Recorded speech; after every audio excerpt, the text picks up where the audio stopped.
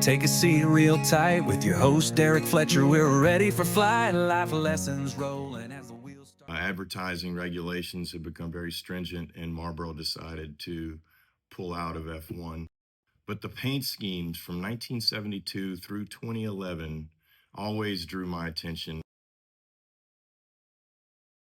I always found myself as a kid and a teenager pulling for those cars, not realizing really who the hell was driving them. I don't, there was no Netflix then. I didn't know Senna like I do now, and so many other drivers drove that paint scheme. Trying to think: James Hunt, Nicky Lauda, the Flying Finn, Michael Schumacher, Senna. Um, Gosh, I know I'm forgetting. Just great drivers. And so when I got this Z06 and it was red, um, I knew Milwaukee Tool was going to be on board, and this red matches their red pretty close. And I knew I'd need to add some white to make it more of a Milwaukee scheme. A friend of mine, Jody Dunnigan, owns Centerpoint Graphics in Batesville. He does a lot of big jobs on Bill Davis 18 wheelers and things like that, Bad Boy, all that.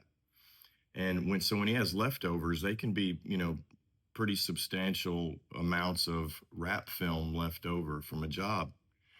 And part of our deal, what he said to me was, look over there in that corner. There's a bunch of tubes of film that doesn't make a full tube.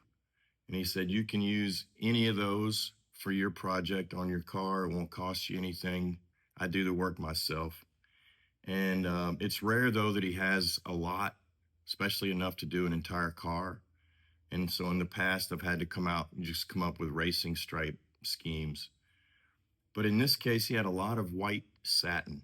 And I came home, I didn't have enough to do the whole car, but I started working with the lines of the car. And halfway had the Marlboro paint scheme in the back of my mind, but it just sort of happened because of the shapes and sizes of the film pieces that I had in the lines of the car.